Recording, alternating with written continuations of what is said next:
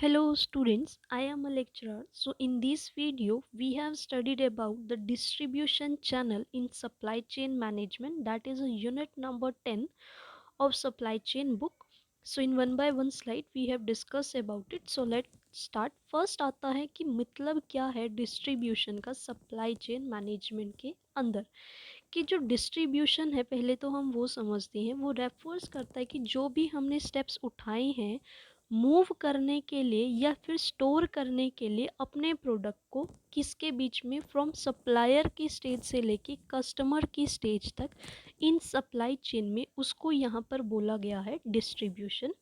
तो जो भी मेरी ओवरऑल प्रॉफिटेबिलिटी होती है कंपनी की, वो किस पर डिपेंड करती है, मेरी डिस्ट्रीब्यूशन के नेटवर्क पर, जो कि इफ़ेक्ट डालती है मेरे दोनों सप्लाई चेन की कॉस्ट को भी और मेरी कस्टमर की वैल्यू को भी। तो इसीलिए जो डिस्ट्रीब्यूशन है वो अक्कर होता है बिटवीन सारे के सारे पेयर्स ऑफ स्टेज के बीचेस में, सप्लाई चेन में, उसके रॉ मटेरियल से लेके उसके कंपोनेंट्स तक जो मूव होते हैं मेरे सप्लायर से लेके मैन्युफैक्चरर्स तक, और जो फिनिश गुड्स मेरे मूव होते हैं मैन्युफैक्चर से लेके मेरे एंड कंज्यूमर्स तक, उसके ऊपर जो मेरा डिस्ट्रीब्यूशन है वो डिपेंड करता है। अब इसमें है कि जो रोल है डिस्ट्रीब्यूशन का सप्लाई चेन में वो बहुत ही ज़्यादा इम्पॉर्टेंट है। कैसे? कि जो बैलेंस है सप्लाई और डिमांड का वो हेल्प करता है हमारे कि हम असेंबल करके रख सकें और डिलीवर करें अपने नेसेसरी प्रोडक्ट को जिसकी उस पॉइंट पर जो है रिक्वायरमेंट होती है। फिर आता है कि प्रोटेक्ट करें हम अगेंस्ट अनसर्टेनिटीज़ के, कि जो डिस्ट्रीब्यूशन की फैसिलिटीज़ हैं वो प्रोटेक्ट करती है मेरी इन्वेंट्री को किसके अगेंस्ट, कि कोई भी फोरकास्टिंग का एरर ना आए, या सप्लाई में कोई भी डिस्ट्रप्शंस ना आए, या फिर डिमांड में कोई भी स्पाइक्स ना आ पाए, उससे भी हमें जो है प्रोटेक्ट करके रखती है डिस्ट्रीब्यूशन सप्लाई चेन मैनेजमेंट में। फिर आते हैं कस्टमर प्रोडक्शन रिक्वायरमेंट, कि जो डिस्ट्रीब्यूशन सिस्टम है वो सपोर्ट करता है मेरे मैन्युफैक्चर के ऑपरेटिंग को, और वो रिड्यूस करता है उनकी कॉस्ट को किसकी हेल्प से, लॉन्ग प्रोडक्शन रन की हेल्प से। तो ये था मेरा मतलब ऑफ डिस्ट्रीब्यूशन चैनल का in supply chain management. So I hope आपको ये समझ आया होगा कि क्या मतलब होता है डिस्ट्रीब्यूशन चैनल्स का और कैसे वो इम्पोर्टेंट होता है। नेक्स्ट अब इसमें आता है हमारे पास कि क्या प्रोसेस है डिस्ट्रीब्यूशन के चैनल को डिज़ाइन करने का। फर्स्ट पॉइंट इसमें आता है फॉर्म्यूलेशन ऑफ चैनल ऑब्जेक्टिव। इसमें क्या है कि डिफरेंट चैनल्स के जो है डिफरेंट ऑब्जेक्टिव्स होते हैं। जैसे कि किसी का ऑब्जेक्टिव होता है इंक्रीज़ करना गुड्स और सर्विस की अवेलेबिलिटी को, कस्टमर्स की जो भी रिक्वायरमेंट्स होती हैं उनको सेटिस्फाई करना, और इंश्योर करना अपने प्रमोशन गुड्स और सर्विसेज की, और कॉस्ट इफ़ेक्टिवनेस बनाना। फिर आता है इसमें सेकंड पॉइंट, आइडेंटिफाई करना पोटेंशियल मार्केटिंग इंटरमीडियरीज को, कि जर्नली ये बोला जाता है कि इसमें जो है टू वेज होते हैं अपने प्रोडक्ट को जो है सेल करने के लिए अपने एंड यूज़र्स तक, एक डायरेक्टली और एक इनडायरेक्टली। डायरेक्टली में क्या होगा, जो मेरे एंड कंज्यूमर्स होंगे थ्रू, उनके थ्रू जो है मैं अपनी सेल्स को फोर्स कर पाऊँगी, और इनडायरेक्टली में जो मेरे एंड यूज़र्स हैं उनके थ्रू जो मेरे मार्केटिंग की इंटरमीडियरीज हैं वो हेल्प करती हैं प्रोडक्ट को सेल करने के लिए मेरे एंड कस्टमर्स तक। और डिफरेंट इंटरमीडियरीज भी होते हैं मार्केट में, जैसे कि होलसेलर और डिस्ट्रीब्यूटर्स हो गए, एजेंट या फिर ब्रोकर्स के पास जाकर जो है हम प्रोडक्ट को जो है वो परचेज़ कर लेते हैं। होलसेलर वाले भी होलसेल रेट पर जो है वो बेचते हैं उसको। इसी तरह रिटेलर्स हो गए, कि रिटेलर भी जो है वो एक इंटरमीडियरी होता है जो इन्वॉल्व होता है मेरे सेलिंग के पार्ट्स में, और वो जो है मेरे जो स्मॉल पोर्शंस को जो है प्रोडक्ट के वो डायरेक्टली जो है कस्टमर्स तक अल्टीमेटली जो है उसको सेल कर देता है उस तरह से। तो इसमें थर्ड पॉइंट आता है एनालिसिस ऑफ प्रोडक्ट, कि जो मैन्युफैक्चर है वो प्रोड्यूस करता है डिफरेंट टाइप्स के प्रोडक्ट, और उन प्रोडक्ट्स का जो है अपना खुद का ही फीचर होता है और खुद के ही अपने ओन नेचर्स होते हैं। तो चैनल क्या है वो सिलेक्ट करता है किस बेसिस पर कि प्रोडक्ट का क्या फीचर है और क्या उसका नेचर है। जो पेरिशिएबल प्रोडक्ट्स होते हैं, जो जल्दी ही ख़त्म होने वाले प्रोडक्ट्स होते हैं, उनकी जो मूवमेंट है, उन प्रोडक्ट्स को कस्टमर तक पहुंचाने की जो मूवमेंट है वो किस तरह के जो है हमें स्पीडी जो है जल्दी से किस तरह से उसकी मूवमेंट करनी है, कौन सा चैनल हम चूज़ करें वो देखना होता है हमें इसमें। तो इसलिए हमें प्रोडक्ट का एनालिसिस करना होता है। फिर आता है इसमें फोर्थ कॉम्पिटिटर, कि हम जो है क्लोजली जो है वॉच करते हैं चैनल्स को, जो भी उनके रिवाइवल्स ने उनको यूज़ किया होता है, विरोधियों ने उनको यूज़ किया होता है, उनको हम बहुत ही क्लोजली जो है देखते हैं। तो काफ़ी टाइम क्या होता है, जो सिमिलर चैनल्स होते हैं वो डिज़ायरेबल होते हैं फॉर किसके लिए, प्रोडक्ट की डिस्ट्रीब्यूशन के लिए। लेकिन सम टाइम्स जो मार्केटर होता है वो डेलिबरेटली जो है वो अवॉइड करता है चैनल्स को कि जो उनके कॉम्पिटिटर्स ने यूज़ किए होते हैं।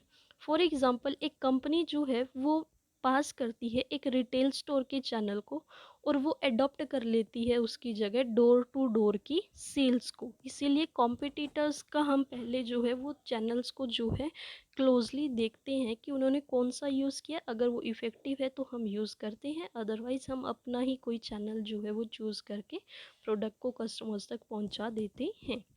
फिफ्थ पॉइंट आएगा इसमें सिलेक्शन ऑफ अल्टरनेटिव्स, कि इसमें क्या इन्वॉल्व होता है, कॉस्ट बेनिफिट की एनालिसिस इन्वॉल्व होती है, और उसमें वेरियस ऑप्शंस जो है वो अवेलेबल होते हैं। तो जो मेजर एलिमेंट आता है मेरा डिस्ट्रीब्यूशन कॉस्ट का, वो जो चैनल के कंपनसेशन होते हैं, जैसे कि ट्रांसपोर्टेशन, वेयर हाउसिंग, जो भी मेरी मटेरियल हैंडलिंग की कॉस्ट होगी, उन सबको कैरी करता है एक अपने ही अपने वेरियस सेलिंग पॉइंट्स के ऊपर। इसीलिए आफ्टर कॉस्ट बेनिफिट एनालिसिस के बाद जो फाइनल डिसीजन आता है वो जो है मेरा एक अप्रोप्रिएट डिसीजन चैनल होता है उसके रिगार्डिंग। फिर इसमें सिक्स्थ पॉइंट आता है मेरा मार्केटिंग इन्वायरमेंट, कि ड्यूरिंग जब मेरे बिजनेस में रिसेशन या फिर डिप्रेशन चल रहा होता है तो उसमें जो शॉर्टर और चीपर चैनल्स होते हैं उनको प्रेफरेंस दी जाती है। इसके अंदर जब हम हमारे पास वाइडर चॉइस होती है डिमांड की, अल्टरनेटिव्स की, हम उस टाइम पर प्रॉस्पेरिटी होती है हमारे बिजनेस साइकिल में। तो जो डिस्ट्रीब्यूशन जो होती है मेरी पेरिशेबल गुड्स की, चाहे वो इवन डिस्टेंट मार्केट में हो, उसकी जो रियलिटी होती है वो किस वजह से होती है, ड्यू टू कोल्ड स्टोरेज की फैसिलिटीज़ की वजह से हम ट्रांसपोर्ट और वेयर हाउसिंग का यूज़ कर लेते हैं उसमें। तो ये था मार्केटिंग इन्वायरमेंट। फिर आता है seventh, evaluation of company resources, कि जो कंपनी का साइज़ होता है वो डिटरमाइन करता है मेरे मार्केट के साइज़ को और उसकी एबिलिटी को, जिससे जो मिडल मैन है वो हमारे साथ कोऑपरेशन कर सके। तो जो लार्ज कंपनीज होती है उनके पास शॉर्टर चैनल्स होते हैं, इसके साथ साथ ये कंपनीज के पास जो है ब्रॉडर प्रोडक्ट लाइन भी होती है, और जो चैनल्स होते हैं वो बहुत ही शॉर्ट होती हैं। तो कंपनी जो है उनके पास सब्सटेंशियली फाइनेंशियल रिसोर्सेज होते हैं जो रिलाई नहीं करते मेरे मिडल मैन से, और वो अफोर्ड भी नहीं कर पाते रिड्यूस करने के लिए मेरे लेवल ऑफ डिस्ट्रीब्यूशन को। इसीलिए जो फाइनेंशियली वीक कंपनीज होती हैं वो किस पर डिपेंड करती है, मेरे मिडल मैन्स के ऊपर। एट्थ पॉइंट आता है इसमें एनालिसिस ऑफ कस्टमर्स नीड, कि हमें कस्टमर्स की नीड को भी एनालाइज करना है कि कस्टमर्स की क्या नीड होती है, हमें किस पर फोकस करना है। एक लॉट के साइज़ के ऊपर हमें फोकस करना है, वेटिंग टाइम कितना आ रहा है हमें उसके ऊपर फोकस करना है। फिर कौन सी डिग्री जिसके टू विच चैनल को जो है हम इजीली परचेज कर सकते हैं लोग उस प्रोडक्ट को, किस चैनल के थ्रू, हमें वो भी एनालाइज करना है। और उन्हें उस प्रोडक्ट की कितनी वेराइटीज़ चाहिए, हमें वो भी जो है कस्टमर्स की नीड को एनालाइज करना है। फिर इसमें नाइन्थ पॉइंट आएगा कंसिडरेशंस रिलेटेड टू गवर्नमेंट। इसमें क्या आता है कि ये कंसिडरेशंस जो हैं वो इफ़ेक्ट डालती हैं मेरी चैनल को सिलेक्ट करने में। फॉर एग्ज़ाम्पल, केवल एक LIC होल्डर जो है वो सेल करता है मेडिसिन को मार्केट में, किसके according, according to the law of government के अकॉर्डिंग। तो हमें गवर्नमेंट से रिलेटेड चीज़ें भी जो है वो देखनी होती है, जो मेरे चैनल्स को जो है वो सिलेक्शन करने में इफ़ेक्ट डालती हैं। सो ये था इसका प्रोसेस, कि हमें किस प्रोसेस के थ्रू जो है अपने डिस्ट्रीब्यूशन चैनल को डिज़ाइन करना होता है। आई होप आपको ये समझ आया होगा अच्छी तरह से।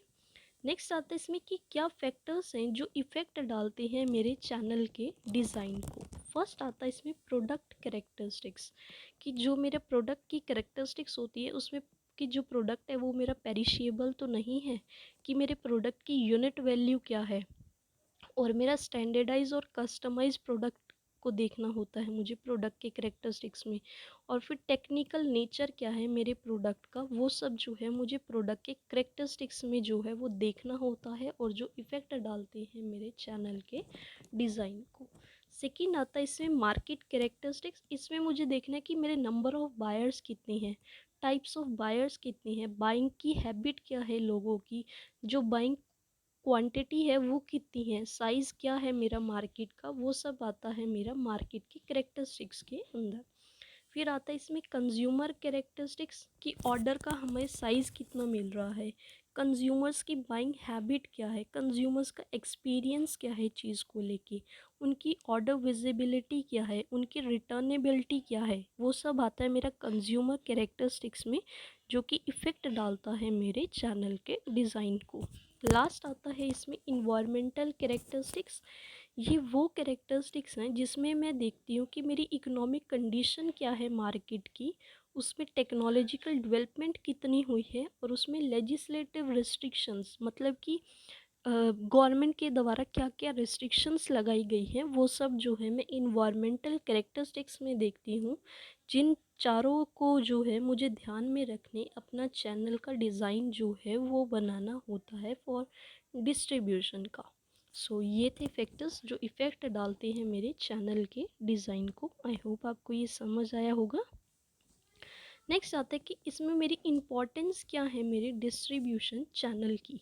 फर्स्ट आती है डिस्ट्रीब्यूशन चैनल जो है वो एग्जिस्ट करता है इन स्टॉक होल्डिंग में, कि डिस्ट्रीब्यूशन चैनल में क्या है कि फॉर एग्ज़ाम्पल कि अभी जो है मैंगो की डिमांड नहीं है क्योंकि अभी वो मौसम नहीं आया गर्मी वाला, थोड़ा सर्दी है, तो उस टाइम पर हम वेयर हाउसिंग में, कोल्ड स्टोरेज के वेयर हाउसिंग में जो है मैंगो को जो है वो ऑलरेडी प्रिजर्व करके रखेंगे, कि जब भी उसकी डिमांड पड़ेगी हम उस वेयर हाउसिंग से निकाल के एक डिस्ट्रीब्यूशन चैनल को चूज़ करके जो है उसके थ्रू उस चीज़ की जो है लोगों को जो है वो प्रोवाइड करा देंगे। तो डिस्ट्रीब्यूशन चैनल जो है वो एग्जिस्ट करता है मेरा स्टॉक की होल्डिंग में भी।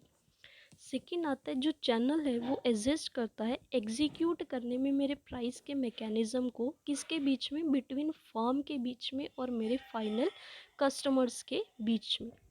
थर्ड आता है ये असिस्ट करता है मेरे प्रोडक्ट के मर्चेंडाइजिंग को, कि हमें उसको कैसे मतलब तेज़ी में करनी है प्रोडक्ट की मूवमेंट अपने रिटेल शॉप से लेके अपने कस्टमर्स की बास्केट तक, वो कैसे करना है, ये भी जो है डिस्ट्रीब्यूशन चैनल जो है वो इम्पॉर्टेंट होता है उसके अंदर। फोर्थ आता है इसमें कि जो भी चैनल ऑफ़र कर रहा है प्रोडक्ट को एक रिक्वायर्ड क्वांटिटीज़ में, हमें वो चेक करना है, उसकी वजह से जो मेरी होलसेलर की प्रेजेंस है या फिर जो रिटेलर की प्रेजेंस है वो पॉसिबल हो रही है मेरे कस्टमर्स के लिए, कि वो वहाँ से जाके जो है एक राइट टाइम पर अपने रिक्वायर्ड प्रोडक्ट को वो परचेज़ कर पाएंगे। तो उसमें भी मेरी जो है डिस्ट्रीब्यूशन चैनल जो है वो हेल्प करता है।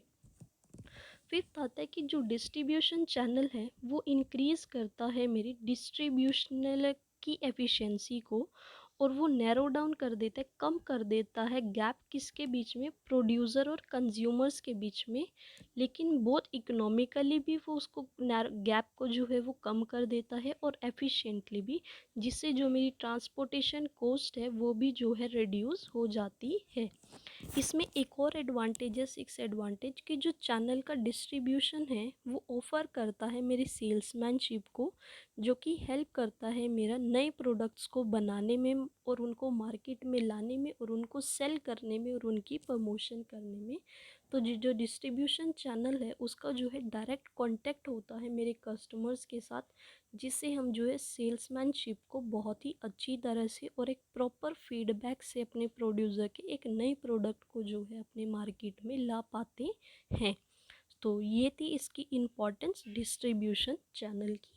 आई होप आपको ये बहुत अच्छे से समझ आई होंगी। इस तरह से जो है डिस्ट्रीब्यूशन चैनल जो है वो मेरा सप्लाई चेन मैनेजमेंट में जो है वो हेल्प करता है। आई होप आपको समझ आया होगा। So if you have any doubt you will comment down. I will explain you in another video or in comment section also. So thank you so much. If you like it then please subscribe my channel, like, comment and share. Thank you so much.